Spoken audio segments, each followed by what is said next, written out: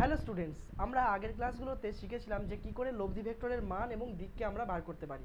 তো তার উপর ভিত্তি করে আজকে আমরা কিছু নিউমেরিক্যালস করব। তো দেখো, যদি আমরা একটু রিভিশন করার চেষ্টা করি কী ফর্মুলা শিখেছিলাম, যে এ ভেক্টর এবং বি ভেক্টর দুটি ভেক্টর যাদের মধ্যে কোণ হচ্ছে আলফা, যদি আলফা কোণ করে থাকে এবং এদের লব্ধি ভেক্টর যদি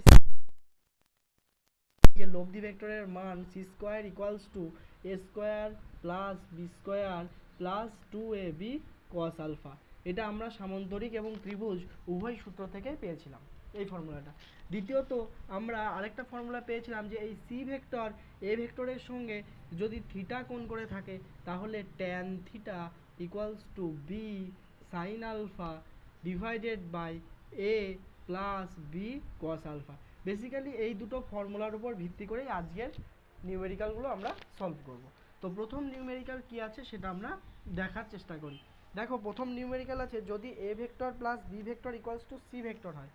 যদি A vector plus B vector equals to C vector হয় হলো, এবং A plus B equals to C হয়, কি হয়, এবং A plus B equals to C হয়, তাহলে তোমাকে কোশ্চেন করছে তবে এ ভেক্টর এবং বি ভেক্টরের মধ্যবর্তী কোণ কত হবে।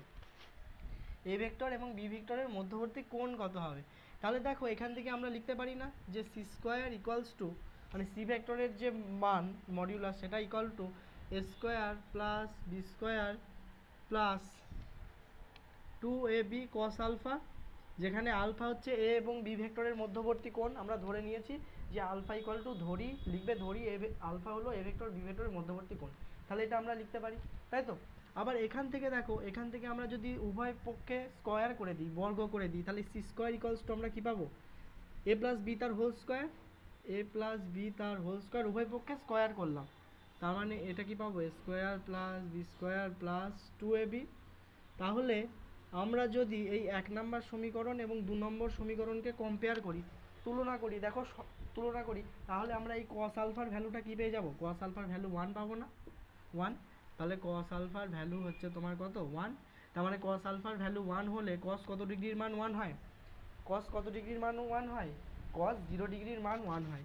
তার মানে আমরা বলতে পারবো যে ভেক্টর দুটো এ এবং বি ভেক্টর একে অপরের সঙ্গে 0 ডিগ্রি কোণ করে রয়েছে, বা এদের মধ্যবর্তী কোণ হলো 0 ডিগ্রি। তাহলে আমরা প্রথম অঙ্কটা সলভ করে নিলাম। এবার সেকেন্ড অঙ্কটা দেখি কি রয়েছে। দেখো, নেক্সট নিউমেরিক্যালটা যেটা হচ্ছে দুটি সমান মানের ভেক্টরের লব্ধির মান কি ওদের প্রত্যেকের সমান হতে পারে, বুঝিয়ে লেখো। তাহলে দুটো সমান মানের ভেক্টর মানে এ ইকুয়ালস টু বি, দুটি সমান মানের ভেক্টরের লব্ধির মান মানে সি এর মানটা কি ওদের প্রত্যেকের সঙ্গে সমান হতে পারে। তাহলে আমরা ধরে নিই দুটো সমান মানের ভেক্টরের মান A equals to B equals to C equals to P, মানে ভেক্টর দুটোর মান এবং লব্ধির মান সমান সমান, যেটা ইকুয়ালস টু পি হলো। তাহলে আমরা যে ফর্মুলাটা পড়েছিলাম যে সি স্কোয়ার ইকুয়ালস টু, আমরা কি ফর্মুলা পড়েছিলাম, C square equals to A square plus B square, লব্ধির ফর্মুলা 2ab কস আলফা। তাহলে এখানে সব জায়গায় সি এবং এ বি এর জায়গায় পি বসিয়ে দেবো। তাহলে P square equals to P square plus 2p into P cos alpha. তাহলে দেখো কত আসছে, এখানে 2p স্কোয়ার প্লাস হচ্ছে এখানে কত 2p স্কোয়ার কস আলফা, বা 2p স্কোয়ার কমন নিয়ে নাও, তাহলে 2p স্কোয়ার 1 প্লাস কত কস আলফা ইকুয়ালস টু কি পি স্কোয়ার। তার মানে আমরা 1 plus cos alpha equal to কত পাচ্ছি, 1 প্লাস কস আলফা সমান সমান হাফ, তাই তো, বা হচ্ছে কস আলফা সমান সমান হচ্ছে মাইনাস হাফ। আবার cos alpha equal to minus half, কত আলফা কস কত ডিগ্রির ভ্যালু মাইনাস হাফ হয়, দেখো কস 120 ডিগ্রির ভ্যালু, কস 120 ডিগ্রির ভ্যালু, কারণ 90 প্লাস কত 30, তার মানে এটা কিসে আসবে, 90 প্লাস 30 মানে সেকেন্ড কোঅর্ডিনেটে, এই সেকেন্ডে আসবে, সেকেন্ডে কে থাকে, সাইন থাকে, তার মানে কস সাইন থাকে, তার মানে কসকে মাইনাস দিয়ে আসবে, তাই তো, কারণ সাইনের ঘর এটা, কস যাচ্ছে তো কসকে মাইনাস দিয়ে আসবে। আর এখানে 30 মানে কত, সাইন 30 ডিগ্রি, তার মানে এই কস 120 ডিগ্রি ভ্যালু হয়ে যায় মাইনাস হাফ। তার মানে মাইনাস হাফের জায়গায় আমরা কত লিখে দেবো, কস 120 ডিগ্রি, কস 120 ডিগ্রি, তার মানে আলফার ভ্যালু কত পেয়ে গেলাম, 120 ডিগ্রি। তার মানে আমরা বলতে পারি দুটো সমমানের ভেক্টর তারা যদি একে অপরের সঙ্গে 120 ডিগ্রি অ্যাঙ্গেল করে থাকে তাহলে তাদের লব্ধি ভেক্টরের মানটাও সমান হবে। ব্যাস, এই অঙ্কটা গেল। তারপরে হচ্ছে তোমার আমরা তৃতীয় নিউমেরিক্যালসে চলে যাই। থার্ড নিউমেরিক্যালস কী রয়েছে দেখো, তৃতীয় নিউমেরিক্যালসে রয়েছে থ্রি পি এবং 2p ভেক্টর দুটির লব্ধি ভেক্টর হচ্ছে আর। 3p এবং হচ্ছে 2p এই দুটো হচ্ছে মূল ভেক্টর, যাদের লব্ধি ভেক্টর হচ্ছে কি, যাদের লব্ধি ভেক্টর হচ্ছে আর। প্রথম ভেক্টরটিকে দ্বিগুণ করলে, প্রথম ভেক্টরটি কি বলেছে, প্রথম ভেক্টরটি কি বলেছে দ্বিগুণ করলে মানে হচ্ছে 6p করলে লব্ধি ভেক্টরও দ্বিগুণ হয়ে যায়, মানে লব্ধি ভেক্টর যে আর ছিল এই আরটাও কি হয়ে যায়, এই আরটাও দ্বিগুণ হয়ে যায়। লব্ধি ভেক্টরকে যদি আমরা 3p মানে প্রথম ভেক্টরটাকে দ্বিগুণ করি তাহলে লব্ধি ভেক্টরটাও কি হয়ে যাবে, দ্বিগুণ হয়ে যাবে। আমাকে কোশ্চেন করছে এরপর ভেক্টর দুটির অন্তর্বর্তী কোণ নির্ণয় করো। ভেক্টর দুটির অন্তর্বর্তী কোণ মানে এই 3p এবং 2p ভেক্টরের অন্তর্বর্তী কোণটা আমাদের নির্ণয় করতে হবে। তাহলে এখানে আমরা কি লিখতে পারবো, এই C square equal to A square plus B square plus 2ab cos alpha এই ফর্মুলাতে ফেলে দাও। তার মানে আর স্কোয়ার ইকুয়াল টু কী হবে, আর স্কোয়ার, এখানে লব্ধি ভ্যালু আর একটা ভেক্টর কি 3p, তার মানে 3p স্কোয়ার প্লাস কি 2p square plus 2 into 3p 2p তারপরে হচ্ছে cos আলফা, তার মানে আর square equals to 9p square plus হচ্ছে 4p স্কোয়ার, আর এদিকে 3 দুগুণে 6, 6 দুগুণে 12 মানে 12p স্কোয়ার cos আলফা হলো, 12p স্কোয়ার cos আলফা। তার মানে 4 আর 9 কত 13p square plus 12p square কি cos আলফা আর স্কোয়ার সমান সমান।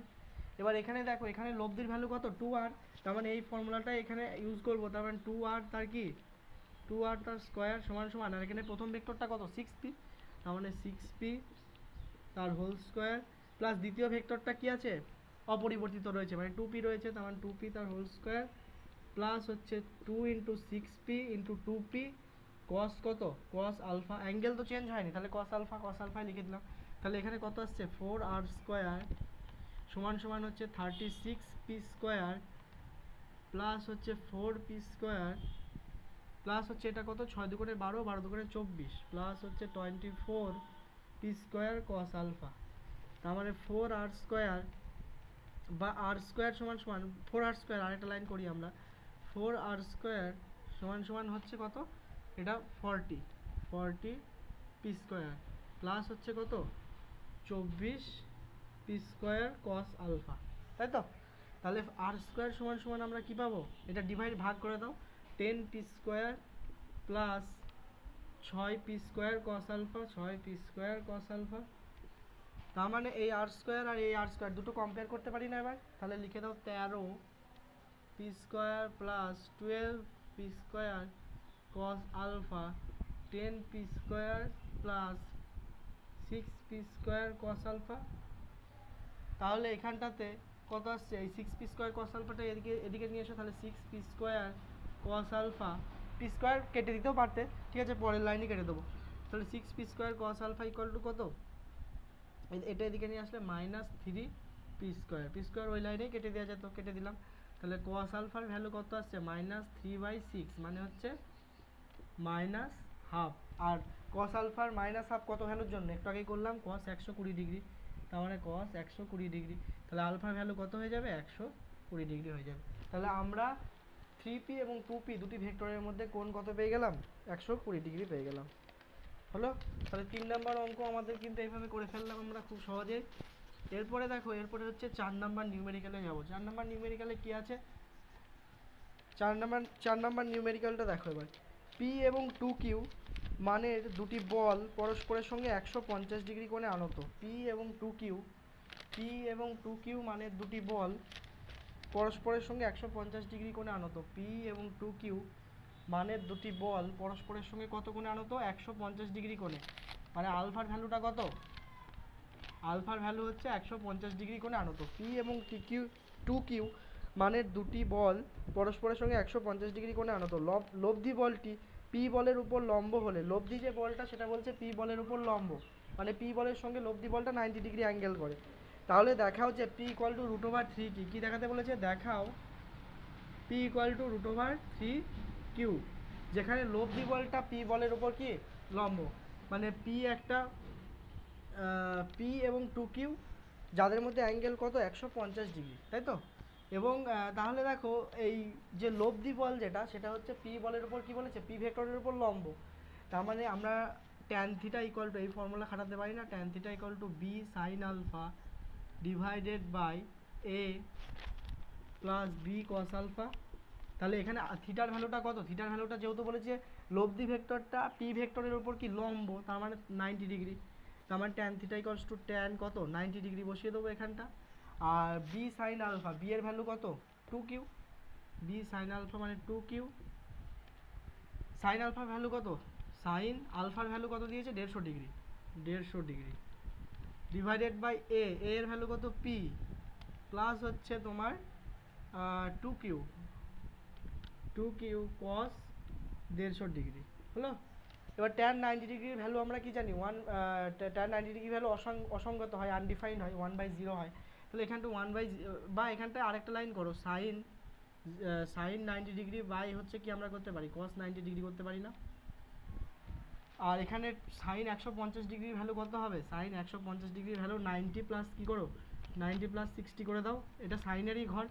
তার মানে কি হবে √3/2 হয়ে যাবে, মানে হচ্ছে cos 60 ডিগ্রি হয়ে যাবে এটার ভ্যালু। তার মানে হচ্ছে তোমার 2q cos 60 ডিগ্রির ভ্যালু কত, cos 60 ডিগ্রি ভ্যালু হচ্ছে হাফ, তার মানে 2 কেটে গেল এখানটা।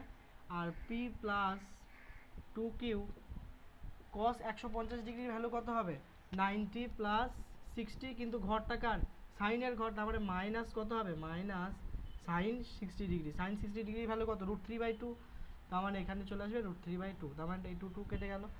তাহলে এখানে আমাদের পড়ে থাকছে এখানে sine 90 degree sine 90 degree equals to কত, সাইন 90 ডিগ্রি ইকুয়ালস টু 1, আর এখানে কত 0, আর উপরে কত থাকছে কিউ বাই হচ্ছে পি প্লাস √3q। তার মানে এটা 0 হয়ে গেল এই টার্মটা, আর এই টার্মটা কত থাকছে পি প্লাস √3q। তার মানে হচ্ছে P plus √3q equals to আমরা কি লিখতে পারি 0 লিখতে পারি, তাই তো। এখান থেকে P plus √3q equals to কি লিখতে পারি 0 লিখতে পারি, বা পি ইকুয়ালস টু এখানে মাইনাস 60 ডিগ্রি হবে, তাই তো। তার মানে এখানে মাইনাস হবে, মাইনাস √3 হবে।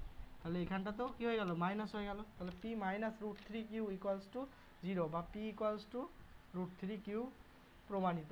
তার মানে এটাই তো আমাদের প্রমাণ করতে চেয়েছে, তাহলে এখানে আমরা পেয়ে গেলাম পি ইকুয়ালস টু √3q প্রমাণটা। এবার দেখো 5 অঙ্কটা, এক ব্যক্তি পূর্ব দিকে 10 মিটার গিয়ে দিক পরিবর্তন করে উত্তর পূর্ব দিকে 5 মিটার দূরত্ব গেল, ওই ব্যক্তির মোট সরণ কত হবে। তার মানে এক ব্যক্তি পূর্ব দিকে 10 মিটার গিয়ে কি করলো, দিক পরিবর্তন করে উত্তর পূর্ব দিকে 5 মিটার গেল, তাহলে ওই ব্যক্তির সরণ কত হবে। তাহলে ওই ব্যক্তির সরণ এটা হবে, তাই তো। ধরো এ বি আর এটা সি নাম দিলাম, তাহলে এসিটা হচ্ছে ওই ব্যক্তির মোট সরণ, এসিটা তার মানে হচ্ছে A B vector plus BC vector, এই দুটো ভেক্টরের 10 মিটার পূর্ব দিক এবং 5 মিটার উত্তর পূর্ব দিক, এই দুটোর আমাদের লব্ধি বার করতে হবে। তাহলে এই দুটোর মধ্যে এ বি আর বিসির মধ্যে অ্যাঙ্গেল কত, এ বি আর বিসির মধ্যে অ্যাঙ্গেল নিশ্চয় এই এ বিটাকে আমাকে এখানে নিয়ে আসো, তাহলে দুটোর আদি বিন্দু মিলে গেল, তো বিসি আর এ বির আদি বিন্দু মিলে গেল, তাহলে এইটা অ্যাঙ্গেল হবে 45 ডিগ্রি। ভুলেও কিন্তু আবার এটা করে দিও না। তাহলে এই এ বি আর বিসির লব্ধিটা আমরা বার করি, ধরি লব্ধিটা সি দিয়ে লিখলাম, তাহলে মোট সরণ পেয়ে যাব। তাহলে সি ইকুয়ালস টু আমরা কী পাবো, এ স্কোয়ার মানে হচ্ছে 10 স্কোয়ার প্লাস হচ্ছে বি স্কোয়ার মানে 5a স্কোয়ার প্লাস 2ab মানে 10 5 cos আলফা, cos আলফার ভ্যালু কত 45 ডিগ্রি। তাহলে এখানে হচ্ছে তোমার 10 স্কোয়ার মানে 100, 5 স্কোয়ার 25 প্লাস হচ্ছে এটা কত, এটা রেখে দাও cos 45 ডিগ্রির ভ্যালু কত 210 × 5 গুণ 1/√2, তাহলে এটা কেটে গেল √2 থাকছে, তার মানে এখানে থাকবে হচ্ছে 125 প্লাস 50 √2 হলো। এটা ক্যালকুলেটারে বসিয়ে ক্যালকুলেশন করে নেবে। বাকি √2 ভ্যালু যদি মুখে মুখে করতে চাও, √2 ভ্যালু কত হয় 1.414, তাহলে 50 গুণ 1.414 এর ভ্যালু কত আসছে 50 গুণ 1.414 মানে 14.14কে তুমি গুণ করবে 5 দিয়ে, তার মানে 70.70 মতো আসছে। তার মানে এটার সাথে যোগ করবো কত আমরা 70.70, তার মানে এটা চলে আসবে নিয়ারলি 195.7, তার মানে এটা ইকুয়ালস টু আমরা লিখতে পারি না √196 নিয়ারলি 196, তার মানে সি এর ভ্যালু আমরা 14 কত পেয়ে গেলাম 196 এর স্কোয়ার রুট 14 মিটার পেয়ে গেলাম। তার মানে ওই ব্যক্তিটি সরণ হয়েছে কত 14 মিটার সরণ হয়েছে। এবার যদি আমরা অ্যাঙ্গেলটা বার করি, যে এই ব্যক্তিটার সরণ 10 মিটারের সঙ্গে, মানে 10 মিটার যে পূর্ব দিকে গেল তার সঙ্গে কত কোণ করে সরণটা হয়েছে সেটা আমরা বার করতে পারি। কোন ফর্মুলায় বলো, কোন ফর্মুলায়? ট্যান থিটা বসিয়ে। তাহলে এটা তো থিটা ধরে নিয়ে এই অ্যাঙ্গেলটা, তাহলে ট্যান থিটা ইকুয়ালস টু, কী ফর্মুলা ছিল? Tan theta equals to B sine alpha divided by A plus B কি কস আলফা। তার মানে বি সাইন আলফা মানে কি, এখানে বি ইকুয়াল টু কত 5, সাইন আলফার ভ্যালু কত সাইন 45 ডিগ্রি, তারপরে হচ্ছে এর ভ্যালু কত, এর ভ্যালু হচ্ছে তোমার 10 প্লাস বি এর ভ্যালু কত, বি এর ভ্যালু হচ্ছে 5 কস কত 45 ডিগ্রি। তাহলে এখানে 5 ইন্টু কত পাবো 1/√2, আর এদিকে 10 প্লাস 5 ইন্টু 1/√2, এটা লসাগু করো তাহলে কত আসছে 5/√2 আর হচ্ছে 10√2 প্লাস হচ্ছে 5 প্লাস 5 ডিভাইডেড বাই হচ্ছে √2, মানে √2 কেটে গেল, পড়ে থাকছে কে 5/10√2 প্লাস হচ্ছে কি 5, ঠিক করলাম ক্যালকুলেশন আমি, √2 কেটে গেল 10√2 প্লাস 5 একদম। তাহলে এখানে √2 ভ্যালুটা কত, এটা বাকি ক্যালকুলেটারে বসিয়ে দিয়ে ক্যালকুলেট করতে পারো, আর যদি মুখে মুখে করতে চাও √2 ভ্যালু কত 1.414, তার মানে এটার ভ্যালু কত চলে আসবে, এটার ভ্যালু চলে আসবে 14.4, 5 বাই কত 14.14 প্লাস হচ্ছে 5, তার মানে এটার ভ্যালু চলে আসবে 519.14 ট্যান থিটার ভ্যালু। তারপর এটা equals to nearly equals to কত হবে 0.261, কত 0.261, তার মানে ট্যান থিটার ভ্যালু আমরা পেলাম 0.261, প্রায় এই ভ্যালুটা পেলাম। তাহলে এটা ইকুয়ালস টু, বা তুমি এই ওয়ানটা বাদ দিয়ে দাও তাহলে কত হচ্ছে, এটা ইকুয়ালস টু আমরা লিখতে পারি না যে 13/50 লিখতে পারি না, 13/50 তো লিখতে পারি, আরে দশমিক তুলিয়ে দাও 100 এখানে, তাহলে কত হচ্ছে 50 13, এই কারণে 13/50 লেখা আছে বই। তাহলে থিটা ইকুয়ালস টু কি ট্যান ইনভার্স 13/50, মানে এই অ্যাঙ্গেল করে এই 10 মিটার যে পূর্ব দিকে যাচ্ছিল তার সঙ্গে ট্যান ইনভার্স 13/50 অ্যাঙ্গেল করে কোন দিকে যাবে, উত্তর পূর্ব দিকে যাবে, তাই তো। তাহলে আমরা অ্যাঙ্গেলের ভ্যালুটাও কিন্তু বার করে ফেললাম, বাকি এই ক্যালকুলেশনগুলো তোমরা ক্যালকুলেটারে করবে। তো এরপরের যে অঙ্কটা সেটা হচ্ছে তোমাদের 3 ইউনিট ও 4 ইউনিট মানে দুটি ভেক্টরের লব্ধি হচ্ছে 5 ইউনিট। কি 3 ইউনিট ও 4 ইউনিট মানের দুটি ভেক্টরের লব্ধি 5 ইউনিট, ভেক্টর দুটির মধ্যবর্তী কোণ নির্ণয় করো। এটা তোমরা নিজে খাতায় কষবে এবং কমেন্টে জানাবে।